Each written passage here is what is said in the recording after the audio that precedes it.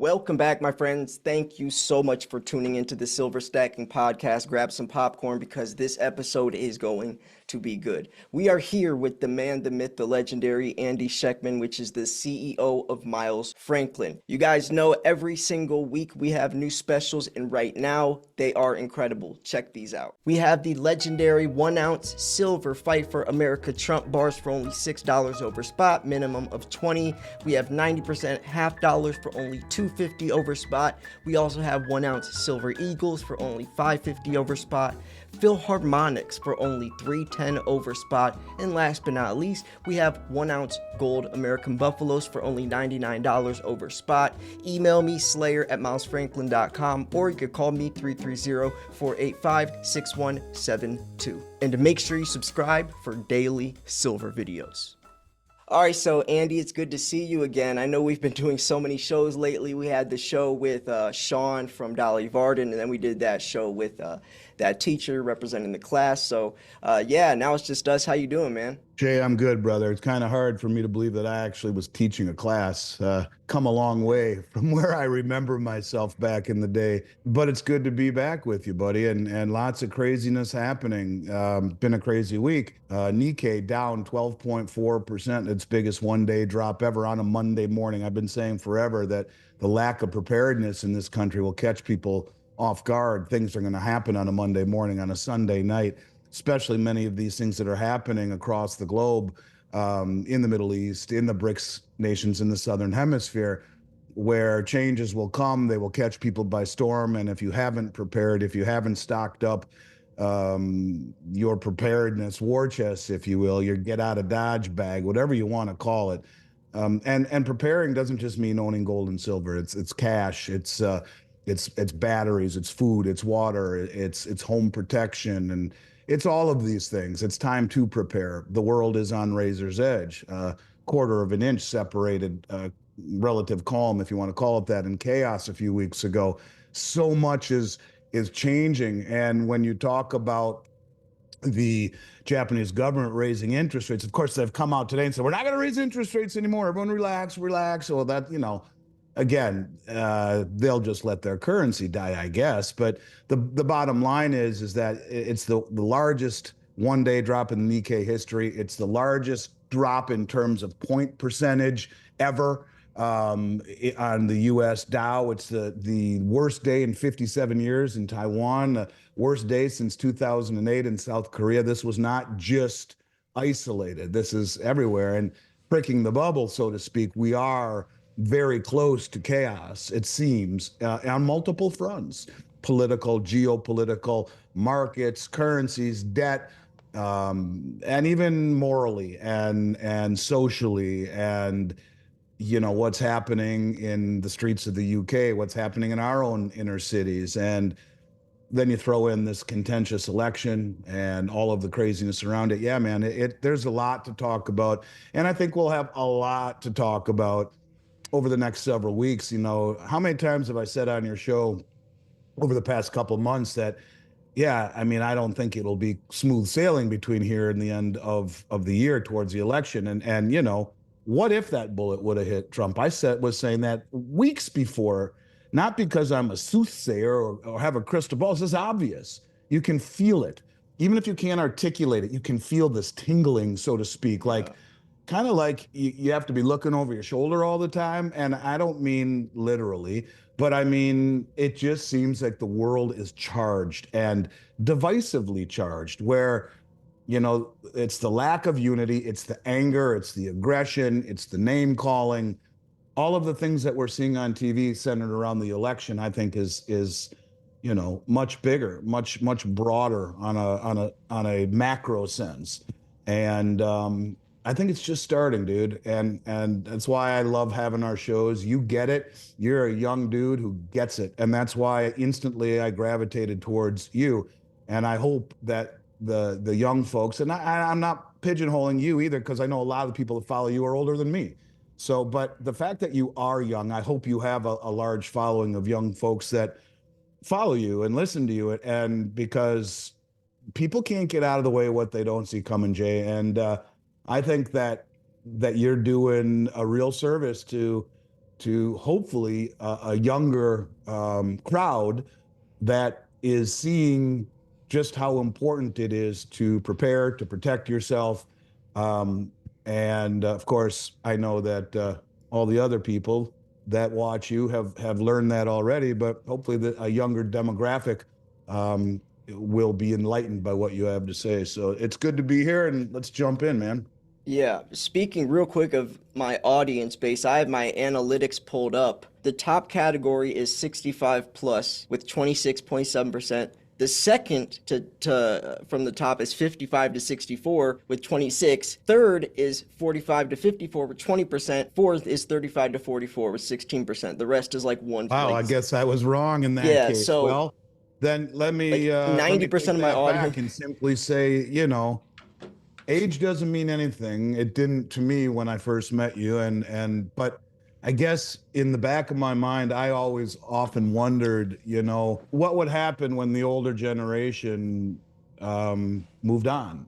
Would younger folks embrace precious metals the way that the older generations have, or is it not sexy enough, not flashy enough, not digital enough? It's more analog, if you will. So that's why I was always excited to see you being as articulate as you are and passionate as you are about what you're doing. I guess I improperly made the assumption that you have a much younger following, but there you go. I guess Yeah. information and proper dissemination of it has no age group, has no bounds of age. So, Yeah. anyways, I don't even know why I went down that road, but it's good to be here with you, and let's chat. Yeah. Yeah, it is interesting when I see those analytics. I mean, I try to attract younger viewers, but they're more with the crypto and stuff for now at least. But so anyways, yeah. So right now silver is sitting at I think it was 26 something, 26.76. So, what are your thoughts on silver's price right now? It's stupid cheap. It had a massive open interest on Comex. It was fairly evident that we would see a knockdown. I didn't think it would be as strong as it was, but what you are seeing is the managed money get fleeced. The managed money will now be selling their positions and going short, selling those long positions to the commercial banks, Yep. selling, selling their, they go short, the commercial bank goes long. So if they're selling their long positions, the commercial banks are taking it. If they're going short, the commercial banks are taking the other side. One would expect the price to really move higher here in the near future after what could be a massive repositioning by the commercial banks. This has happened over and over and over and over again. The rinse, wash, and repeat, where the managed money gets sucked in. The big commercial banks absorb all of the buying, and once the buying subsides, they step on the price. They step on the price so that the managed money gets margin calls, that they're out of the money, and they sell. They have shareholders and investors that they need to appease and acquiesce to. So they sell. The commercial banks then take the other side. The options expire worthless. One of these days, I believe the commercial banks will not do the rinse, wash, and repeat, and they'll just let it run to the upside because we're entering an environment where being naked short in a world where you see massive accumulation of physical silver is becoming very dangerous. So much so that we're seeing, and I mentioned this in our interview with Sean last week, and it was the second time that I had talked about this. How China is going around the world, and they've been trying to look. Most people don't even know they're the second largest producer of silver in the world. No one really talks about it. Usually hear about it being Peru or Mexico or whatnot. China is the second largest producer, and yet even with that being said, they are going into Latin America and buying up all of the unrefined Doré bar and the unrefined silver in concentrate and bringing it home and refining it in China, which doesn't reflect the price. It's not reflected on the price because it's not refined silver. It's not coming off of an exchange. It's coming out of the ground in unrefined form. And it's their way of circumventing. It's just like we were told, and I I said it's nonsense that China stopped buying gold, and they said this, oh, China stopped buying gold for 2 months and the price went down. It's a bunch of crap.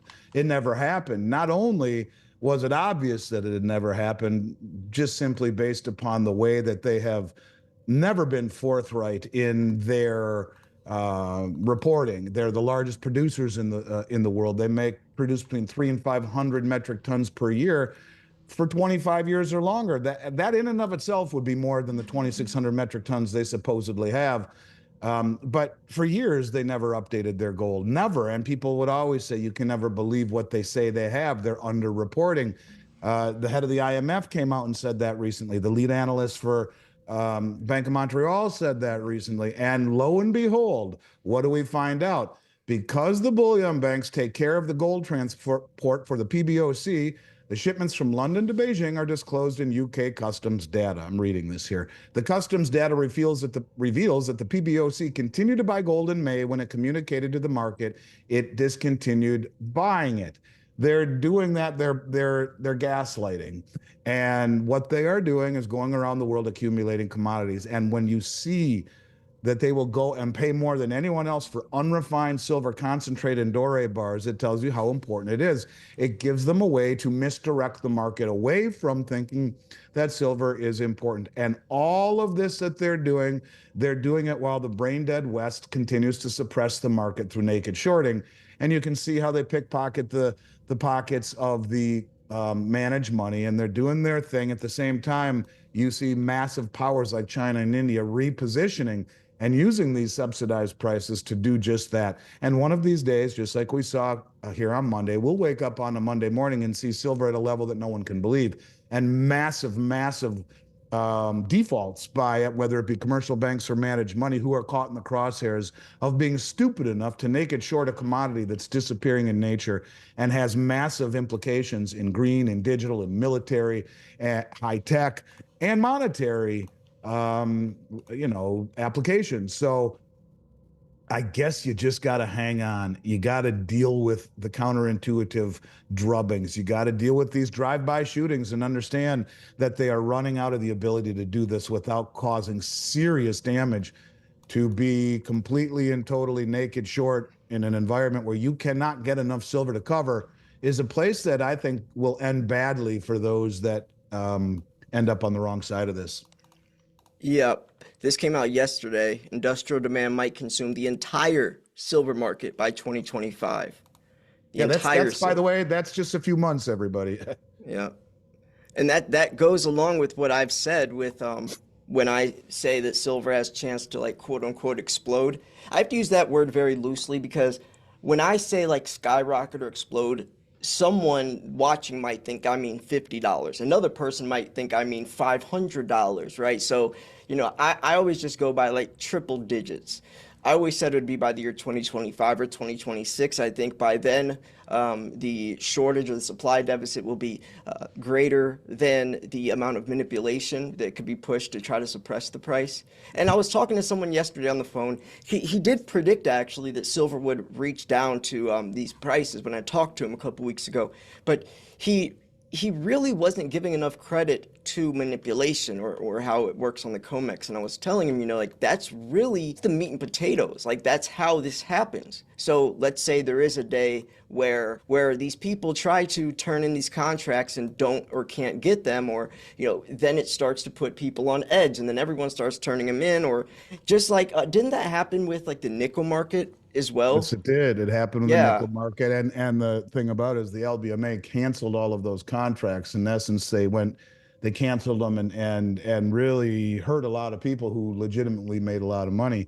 Yeah. That is force majeure. That is a default that will happen. And when you talk about the LBMA, Jay, um, you know, they tell us that they trade 292 million ounces a day, every day, on LBMA. However, they openly admit that they only post the final settlement trades, the final numbers. They don't show all of the trades that go in to get to those final settlements. Therefore, they say by their own admission that it is a 10 times underreported amount of trades. And so you are saying that, or they are saying in essence, that they're trading upwards ends of 2.9 billion ounces of silver per day. That's 3.5 times global mine supply per day. And this is how you distort reality. And as I've said on your show for a long time, the LBMA is 140 years old, and it's the oldest market on the planet in terms of metals. And the COMEX since 1974, the majority of the time, even going back, I mean, I've been doing this for 34 years, over half of my career, most of these countries were quasi third world. They didn't have the coordination, sophistication, the wealth, the desire, or the motivation to stand for delivery. But I think they realize that it doesn't need to be Stinger missiles and drones and MiG fighter jets, attacking the United States to beat us. All they need to do is, and to your point, stand for delivery and create a default, a non-delivery. The inability to deliver, which could very quickly bring down some of the biggest Western banks in the world. And you're right, everyone then would rush to the door. And in the case of the COMEX, silver is 16 or 1700% rehypothecated, meaning everyone who owns a 5,000 ounce contract, if 17 people own it, if they're lucky, one will get the silver and 16 will get cash. It's just that forever no one stood for delivery, less than 1%. But what you are seeing now is this very wealthy, sophisticated, coordinated, and motivated conglomerate of central banks around the globe are the reason they're not bitching about all the manipulations, because they're the ones accumulating it. And the Right. reason the West isn't bitching about it is because the people hardly are aware of anything that's happening. And they're the ones trying to hold down the price to support this illusion of strength of the bond market and Western currency superiority and dominance. It's all an illusion. It's all a bunch of crap, and it will end badly. All manipulations end badly. You can only manipulate a market over an extended period of time by pushing it in the direction that it is going. And they've been able to hold it down forever because we didn't have the global demand. We do now. And even if it's hidden and latent, the way China is buying up doré and silver concentrate, unrefined, so as to gather up all of this silver out of Latin America and it not be reflected in the price because they're buying it in an unrefined form, paying way more than the West will pay. Many, many, many times more than the West will pay per ton for this unrefined stuff. So they get it, fly it home, and then refine it there quietly, and no one knows how much silver they just got. So, yeah, this will end badly. We'll wake up on a Monday morning and to see a revaluation. And maybe that revaluation starts in China, where they've been at $4 over the Western price for a very long time. What if they put it at $40 over or $100 over? What if they say we'll pay $140 an ounce for silver? Anyone that wants to have it delivered to Shanghai, we will pay. Well, just like that, that's what the price is. That is the real price, whatever someone is willing to pay. And if Right. it's a major exchange like the Shanghai exchange, which over the past 100 days or so, the volume's increased 200%. There is now greater volume trading in Shanghai than on COMEX. It is now the number 2 exchange for trading volume after the LBMA in the world. So it's gaining legitimacy. And so it would not be very hard for them to say, all right, you know what? We've sucked as much out of the West as we can. The rest of it's a bunch of bullshit. It's all paper. So now we're going to jack the price up and show the world what the real price of silver and gold is. And that brings me back to what the head of the Shanghai Gold Exchange said in 2015. When China is allowed to speak at the table, the real price of gold will be known. And just like the BRICS grain exchange they just developed, they said the head of this new BRICS grain exchange said, look, we're the ones that produce the majority of the wheat in the world, certainly more than the West. We accumulate or we consume it all, yet we have no ability to control its price. That's all done on COMEX. They know what we are doing with commodities. Just like we can make oil negative 40 a barrel. What? How stupid is that? Well, the same thing is true about suppression of silver. It's unnatural, and it works when the dominant player is doing it and everyone just wants assets, traditional assets within the dominant player's house, US stocks, real estate, and bonds forever.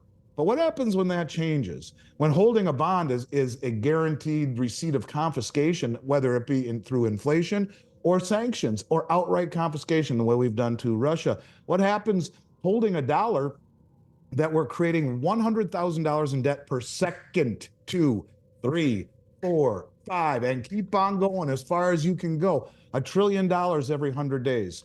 trillion seconds ago, as I've said on your show a million times, is 31,688 years ago. So holding dollars, holding treasuries, and holding these traditional assets, which have been distorted to all hell, stocks, bonds, and real estate, through 20 years worth of suppressed interest rates and a balance sheet by the Federal Reserve that went from 800 billion to 9 trillion, all in bonds, suppressing the bond market, or the interest rates, jacking up the bond prices, dropping interest rates, and making everything inversely correlated to interest rates go to the moon, such as real estate and stocks and bonds. So all of this stuff is going to end badly. And that's why you need to be proactive. You need to accumulate gold and silver. And you don't look at it as much to get wealthy, albeit you will if you own enough silver. You do it because you need to get the hell out of the way of what is coming. And it just goes to show what happened in Japan. We're that close to everything blowing up. And how about the systemic nature of the banking system? You know, one last point, and then I'll shut up and listen to your questions. I apologize. But we talk about the banks and how bad they are. And we talk about the commercial real estate. And I talk a lot about the bank, or the one AT&T Center in Missouri, the 44-story tall building that was sold for 206 million and just sold for 3.7 million recently. Well, I mean, it's really bad. It's getting worse. There's one that I just saw here. Let me see if I can find it, because I think people need to understand that this is just starting as far as I'm concerned. Give me 1 second, because I saw this. I'm like, oh my gosh, this is crazy. This is absolutely crazy. Here it is. 1 million square foot Midtown office building, 135 West 50th Street, 1 million square feet, had one bidder on an auction, just one bidder, only one. It was sold for $332 million in 2006. It just sold for $8.5 million. $8.5 million for a 1 million square foot office building in Midtown Manhattan. A 98% markdown from 332 million to 8.5. And when you talk about how bad this can get, how many of these banks can continue to absorb this? So there are pivot points everywhere, which is why honing silver has never been more important. And the Chinese are proving that, and the Indians are proving that, and they're going to great lengths to conceal their acquisitions, how much they're buying, and they're not bitching about the West suppressing prices. In fact, we're playing right into their hands. Yeah, it's so interesting that most people are reactionary. Like it took SVB, Silicon Valley Bank, to collapse for people to actually start jumping onto metals and stuff. It's always after the fact instead of preparing. It's so interesting. And like you always said, price is the greatest tool of misdirection. I don't think people truly understand what that misdirection is, or why the misdirection is even happening in the first place. I was reading this article that was asking, or I guess it was mentioning, and I wanted to get your take on this. If Trump wins, would this be more bullish or bearish for silver, and or versus Kamala? And they actually wrote the article after she was, running, as when Joe Biden was already out. So his take was that silver would actually have more potential if Kamala wins, because people wouldn't trust the economy, yada yada, which could cause. But also taking it a step further, I was thinking along, if she's trying to still push this green new scam and go green and all that, that could also influence it. But I know this is one of those questions where it's kind of irrelevant, but it is an interesting thing to think about. If candidate A or B wins, what would happen to the metals markets? So what are your thoughts on I that? think about that. I mean, I think if the current administration wins, we have no trust left on the planet. People will not trust us, nor will they respect us. So one could argue that it's very bearish for the dollar, very bullish for metals. I look at Trump and Vance, and I want them to win for a different reason. And I'll get to that in a moment. But you got JD Vance kind of echoing the knucklehead statements of Jared Bernstein, where he's saying, look, maybe being the world reserve currency isn't such a blessing. Maybe it's a problem. Well, that's what Jared Bernstein advocates for, losing the reserve status. You hear Trump talking about continuing the sanctions, and countries that move away from the dollar will sanction them, and sanction. You got to stop sanctioning the world. They talk about devaluing the dollar. Their own administration or their team is talking about devaluing the dollar. On the bullish side of things, if he wins, I wouldn't be surprised to see Judy Shelton as the head of the Fed. She's a gold bug. She's a gold advocate. She's talking about issuing 30-year bonds backed by gold to inspire confidence again in the U.S. instead of a debt-based, 30-year treasury. Who the hell would buy that right now? You peg it to gold and have it redeemable in gold, you might get a lot of attention. So, I mean, it's I don't know, pick your poison type of deal. But I want them to win because I'm sick and tired of these of the lawlessness in the cities. I'm sick and tired of open borders and the potential for massive problems. People need to think about that. I mean, 20 million people in illegally, maybe that's understated. If 5% want to do dumb things, that's a million people. That's a standing army. I'm sick and tired of you know people being valued less by merit and more by lifestyle. I'm sick and tired of woke. I'm sick and tired of all this stuff. And I liked it a lot better when I was a young kid, where you said, yes, sir, yes, ma'am. You held the door for a lady. You knew who a girl was. You knew who a boy was. There weren't boys playing girl sports or beating the shit out of a woman in the Olympics. I mean, we're so upside down. I can't stand it. Let alone the wokeness everywhere, the lawlessness, the elections. People are wondering, is it going to be fair this time? I know lots of people are wondering, is it going to be fair? Was it fair last time? I don't know. Whether or not you feel it was or it wasn't, a good portion of the world is questioning it. And same thing is true about the immigration problem. Same thing is true about the judicial system. Is it two-tiered? Is it fair? Is it not fair? The FBI. How stupid can the FBI and the Secret Service be as it relates to President Trump? Is it just gross incompetence, or is it so grossly incompetent that it was planned? I mean, these are things people are thinking. That's not just me saying it. And so this is stuff that never would have been thought or said of this country, ever. And that's why I would like to see some semblance of law and order, and maybe they can do that. But quite frankly, I think we've screwed the pooch so bad financially. We're so addicted to spending that we're destroying this country from the inside out by creating $1 trillion in debt every 100 days, 100,000 every second. That's unsustainable, and it's unacceptable. And for your children and mine, we are indebting them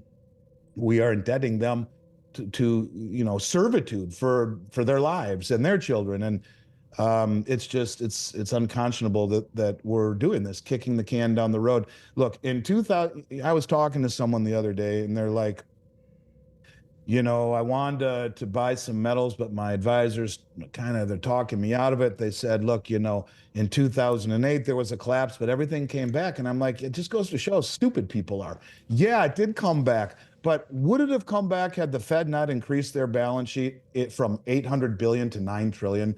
All of it, $8 trillion in buying bonds to suppress interest rates, to distort asset prices, make home prices go higher, your 401k go higher.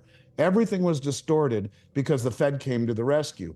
What would have happened had they not? Everything would have collapsed, and we would already be on our way to recovery on sounder footing. It's just like a fire in the forest. It's very sad to see the death and destruction, and it looks like it's the worst thing ever. You come back a year or two later, and it's never been healthier. That's Mother Nature's way of cleansing, and we're messing with Mother Nature by suppressing interest rates and letting these things get more and more coiled. It's like pushing a beach ball further and further and further down until you finally comes up and knocks your chin off because there's so much pressure. Well, that's kind of the way that I feel the economy is. And so I don't know which president would be better for gold or silver. I just think by a long shot, Trump and Vance would be better, at least in terms of going back to a semblance of law and order and removal of all of this chaos already. Where, when I was 19 years old, I was living in downtown Minneapolis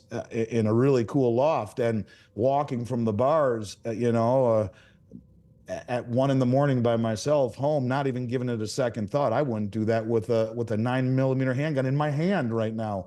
I mean, that's how bad it's gotten, and in all of these major cities, and that's just wrong. So, and Governor Walz, he's the reason I left Minnesota. He's an idiot, and he destroyed the state. And you put him in along with Kamala, you have the most radical left nut job administration of all time, and I mean, ultimately, that probably would be better for my business, but far worse for the world we're all living in.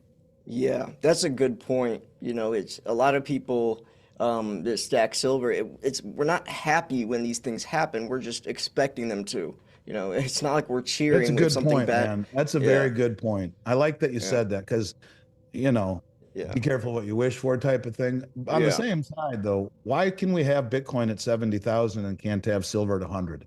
Why Right, is it okay? Why is it okay to see the Dow Jones, 30, 40,000, whatever the hell it wants to go to, but we can't see silver at $100? So, but I do think it's because of distortions of manipulations and distortions of asset prices. But you're right. Be careful what you wish for. And most of these things we're not excited to see. And I'm glad you said that. But to not see what's coming, would you rather be hit by a car at 100 miles an hour or at least see it coming and have the chance to sidestep it? And right. I think that's the most important thing. Yeah, I always mention that. It's like there is no solution to the problem, but there's an alternative. An alternative is precious metals, right? But there is no solution unless we do like default or something. But also, did you see Trump was at the Bitcoin conference? Did you see Yeah, that's that? another thing I wanted to talk about. Yeah, Yes, I did see that. And one of the things that came out of there that I thought was crazy, you know, I know I've talked about on your show the gold revaluation account. That gold is held on every central bank balance sheet in something called the gold revaluation account. And when you realize that the head of the Dutch National Bank keeps talking about this, keeps talking about, yeah, our balance sheet is upside down in the Netherlands, but at least we have 42 billion in gold in the gold revaluation account, albeit it's valued at $35 an ounce. And across the globe, you and I have talked about this, and he keeps talking about, we should just revalue the price of gold and make everything whole. I found it very interesting that Senator Loomis spoke after Trump. And I don't know what state Senator Loomis is from. Maybe you can look that up. But Senator Loomis came out and said that she is advocating in a bill to revalue gold and use a part of that revaluation of that money to fund this strategic Bitcoin reserve. And so, evidently, the Treasury Secretary, with no congressional approval needed, Janet can instruct the Fed chair to revalue the U.S. official gold, which immediately creates a deposit into the Treasury general account, free and clear, and that the Treasury can spend, as it sees fit. And so when you realize that we have roughly 261 million ounces of gold, every $4,000 increase, if they were to revalue it, would be $1 trillion into the Treasury general account, free and clear. So you put it at $20,000 an ounce. James Rickard says his math says 27,000. At $20,000 an ounce, that would deposit $5 trillion into the Treasury that they could pay off a good portion of their debt with. And when you realize that, I've been talking about, look, I said you can inflate, which all governments have done. You can default, which some have done. I've talked for the last 2 years about signing an executive order to go green, weaponizing the dollar, incentivizing the world to dump dollars because we've lost our mind here domestically. We're creating massive amounts of debt. We're stealing Russian assets. We're doing everything we can to shed the reserve currency, a la Jared Bernstein's wishes, right? And the byproduct of everyone dumping dollars, those who have had to stockpile them for the last 50 years, creating this synthetic demand, would create a tsunami of inflation, hyperinflation, if they all dumped in unison. Operation Sandman, it's called. Google it. You'll see. Mike Adams talks about it all the time, that there's 175 countries that have agreed to do this at some point. Wouldn't surprise me at all. But when that happens on a Sunday night, Monday morning, you wake up to a tsunami of inflation that just hit our shores. Interest rates spike to the moon. And that resets everything: stocks, bonds, real estate, the banks, the insurance companies, bang, they're gone. And now we have a villain to point to. Well, that's option three. So you've got inflate, default, incite everyone to dump and find a villain, and option four. And here you have Senator Loomis talking about it: revalue gold. And with all of these countries accumulating gold the way that they are, with all of them repatriating gold the way that they are, the central banks buying more than any time in history, with the BIS, the most powerful bank in the world, reclassifying it as the only other tier one asset, with the talk of it backing the new unit currency, the new settlement currency that the BRICS have said in principle, including Dilma Rousseff, the head of the BRICS New Development Bank, the former president of Brazil. In principle, we've agreed to it. We're going to ratify it in China in September and maybe roll it out to the world in October. With all of this happening, it wouldn't surprise me one bit to see gold revalued to a level no one can imagine. And you're right. Operation Sandman right there is a scary, scary thing. If it happens, that resets the system just like that, as everyone dumps dollars in treasuries and interest rates spike to the moon. And now you have a villain, those bastards, Xi Jinping, Putin, and OPEC. How could they do it to us? The whole system resets. But then you have number two at the White House, Lael Brainerd, the modern monetary theorist who developed the CBDC with MIT, who ran Point for FedNow, Venmo and Zelle on steroids backed by the Fed. This is her wet dream. So could these things be possible? Hell yeah, they could be. Any way you look at it, I found it very interesting that we now hear people in the United States speaking of the gold revaluation account. And it was at that Bitcoin conference right after Trump spoke about his idea of having a strategic Bitcoin account. Well, how do you pay for it? Revalue the Fed's gold is what she said. Wow, that's scary. I gotta look into Operation Sandman. I never even heard of that term before, but that is very interesting. And of Yeah, course, Mike it's from, Adams, the health ranger, talks about it all the time. And, I don't know where it comes from. I can't verify it, but I will tell you that it wouldn't surprise me one bit at all. And and this is why they've slowly been selling treasuries and buying gold, because gold has doubled the performance of the 10-year treasury, can't be taken. So if indeed that was a plan, you can't just do it because you'll kill yourself. You'll cut your nose off to spite your face. You have to slowly de-treasurize and de-dollarize and get yourself in a position through accumulation of other assets like commodities before you pull yeah, the trigger. Who before, knows when that is? And, I could see it being the day after the election if the wrong side wins. Who right. knows? But I would simply say to you that where there's smoke, there's fire. And this is not about getting rich. It's about protecting yourself. Now, it's a very unusual time when I would look at silver and say, my God, I don't know that there's a better place to put your money from an upside potential. And kills two birds with one stone, gets you out of the way of the possible destruction of the system, and at the same time gives you tremendous upside potential. So I Yeah. understand that. It would be disingenuous of me to ignore that. But I all the gold and silver I've ever accumulated, yeah, I know it will perform just fine, but I've purchased it not just for that. I've purchased it because it's been money forever. And I just think that, where we are going now more than any time in my career, you can see the biggest money in the world understands that. And that's the central banks. They know the plan. And when you see China going around and literally paying double what any other Western country will pay for unrefined silver concentrate and doré and shipping it home so it is not reflected in a price increase, it's genius. And they use all of the trade imbalance from us buying their trinkets and party favors in order to do it. So yeah, the final chapter hasn't been written, Jay, not even close. Yeah, just follow the money. Like, why would the most powerful countries, the wealthiest people, most successful investors, the biggest banks all be buying so much silver if it wasn't worth anything? Just do what those people do and you'll probably be on a good foot. This is really interesting. It says that Operation Sandman is described as a potential night of the switch, where countries would abruptly move away from the US dollar to a new global reserve currency, upending the existing financial order. Proponents argue that BRICS nations have a shared interest in de-dollarizing and reducing reliance on the US dollar, which gives the US economic leverage through sanctions and policies. But night of the switch is a very, scary way to Sounds like a to horror term. movie, but You're it right. is in some ways a horror movie. And again, what did I just say? It'll happen on a Sunday night. You'll wake Right. up to a new reality. And if you haven't prepared, you're screwed, period. That is how it will happen. And is it that far off to think that it could when you realize that they have agreed to a new settlement currency that's backed by gold, deliverable in gold, using Project Bridge blockchain system where Saudi Arabia has become a full participant in it? a full participant, and US dollars are not compatible with the M bridge. And, I mean, how much do you really need to hear?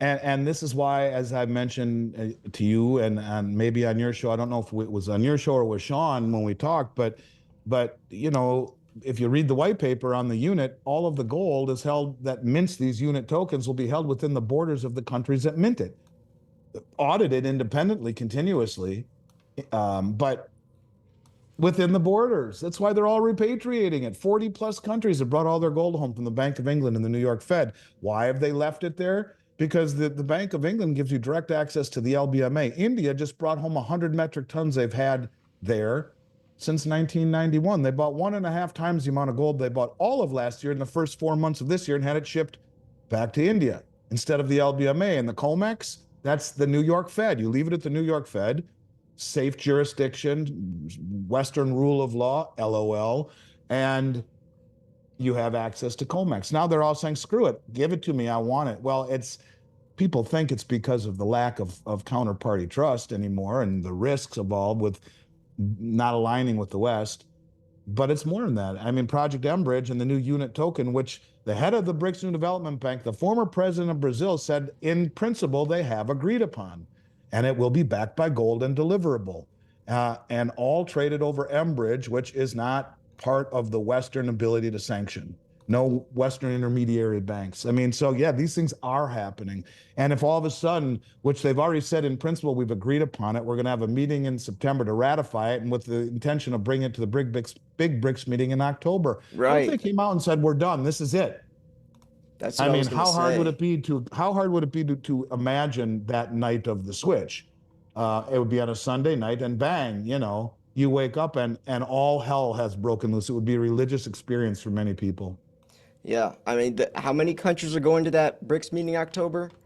Like, Well, I can tell you that there was I think over 20,000 people just at the one in Novigrad, representing, I don't know how many countries. 59 countries said that they want to join BRICS. So a lot. I don't know I how mean, many, but a lot. I'm sure a simple Google search would pull it up, but yeah, a lot. And there you have the Western leaders right there. They're all a bunch of nut jobs, every one of them. right, right. From Macron to what's his name in Canada, and Biden, and it's just they're all horrible, and the whole system needs to change. It truly does, because these people are leading us down a very dangerous path that leads to socialism, universal basic income, loss of privacy, loss of capitalism. All of the things that made this country great are going down the tube. And Tim Walz, what a knucklehead this guy is, man. I left Minnesota because of him. So you put him and Kamala together, and you got one really ridiculous peanut butter and jelly sandwich, like enough to make you choke on it every bite. And that was a really weird Yeah, analogy, but all I can simply tell you is that he's an idiot, and yeah, that's coming from someone who lived his whole life in Minnesota. yeah. That's scary. And by the way, that Senator Loomis, she's from Wyoming. But that's scary to think because the worst part for me is that he's good at speaking. So a lot of people won't even care about his policies as long as he can talk, or sound good talking. That could be a lot more dangerous than someone who has strong policies. Well, and what does that say for the intelligence Right, of the United States? right, Like, and that's why I say price is a tool of misdirection. No one lifts up the hood. Same thing here. Yeah, you can speak, unlike Kamala and Biden. So there you go. You should be president because right, you actually can speak. I mean, right. good for you. How about, what are your policies? What did you do in the state of Minnesota except let the city burn and the third precinct burn on national TV, turn down Trump when he offered the National Guard? I mean, all of these things, or the military, turned them down. Literally, I don't know what happened to the surplus they had there. And with the surplus, raising income taxes, and everything about it was just ridiculous. They have 10% state income tax in that state. I mean, really, the state of Minnesota? What do you get for it besides mosquitoes and cold weather? Yeah. I don't mean to rip on Minnesota, because I spent 50 years there. and it'll always be home. But what they've done to that state was enough to make me leave. And I used to say to my wife, I'm not leaving. We're never moving. My family's here. My business is here. I can't leave. And then COVID came. I saw how stupid they were to it. I saw, I was sleeping with an AR-15 on my nightstand every night because they said Antifa was coming out to the suburbs and the police aren't coming. So shelter in place and lock your doors at 7 o'clock at night. I mean, really? And so I moved to Florida, and I've never looked back. But I will tell you that, in my opinion, Walls is not someone that people should be excited about in any way. I can vouch for it. Yeah, I'm really worried, and I don't even know. I don't even want to get too far into that stuff. Uh, but yeah, is there anything else you wanted to end off on? We've been going for like 50 minutes or so. Um, No, I don't think so, my man. I mean, I just love doing these with you. And I guess I'll say one other thing. And I know this is a show that speaks of silver. And when I speak of gold, I mean silver too.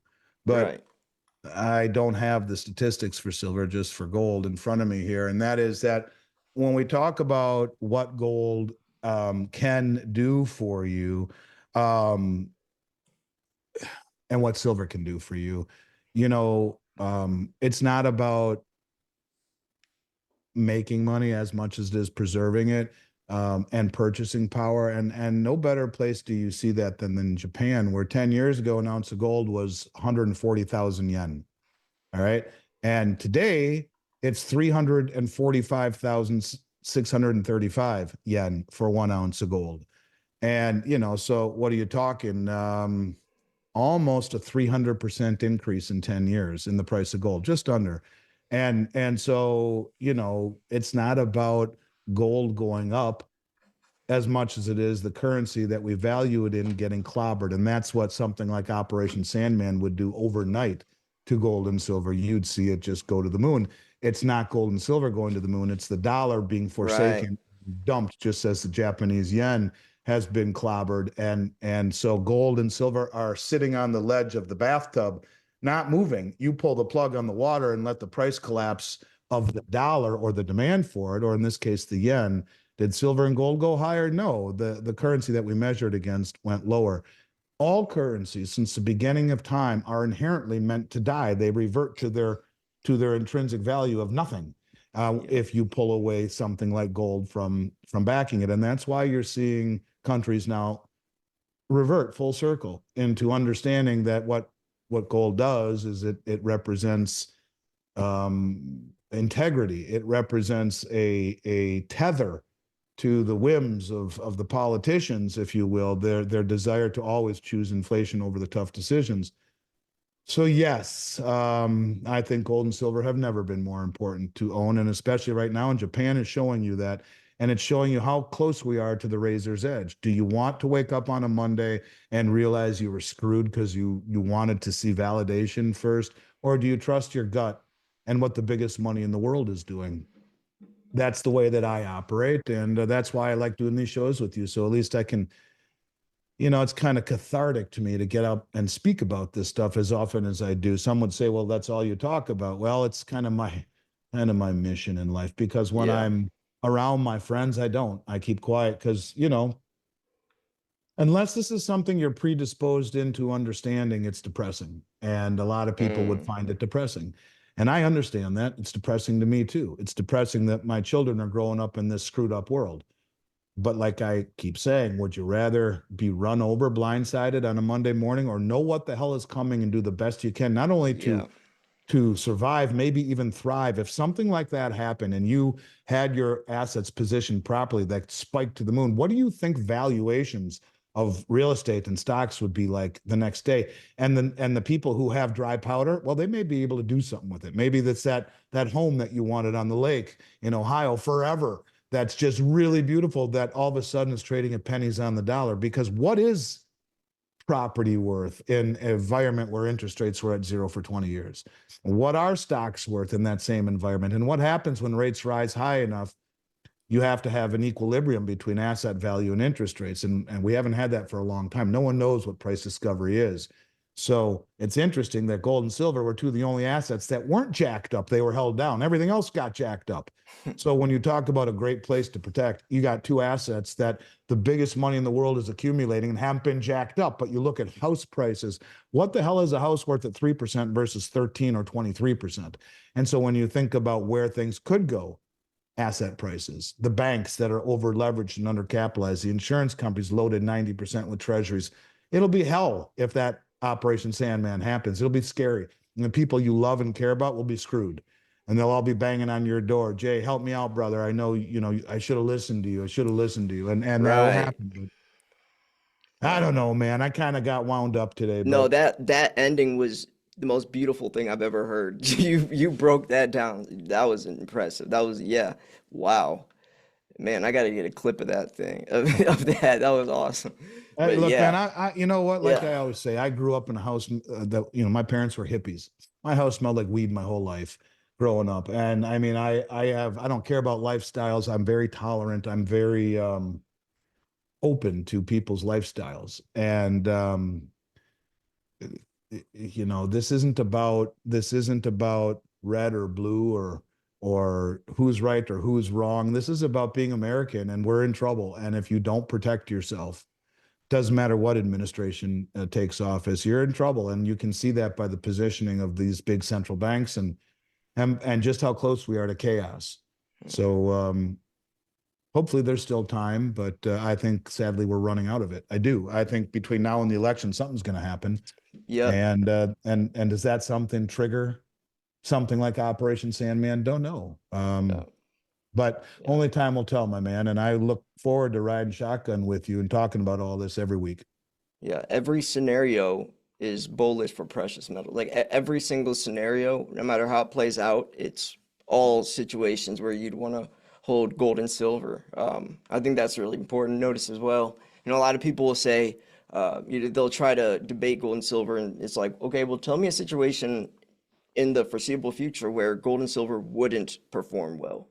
Is the dollar going to strengthen over time? No. Is the economy get better? No. Is the silver shortage going to suddenly just disappear? No. Like you can't, nothing makes too Well, much and sense. But all of that makes sense. Where they lose you is when they say, well, why hasn't it gone higher? Now I could say, yeah, look, yeah. it was $12 an ounce in 2012. Was it 20?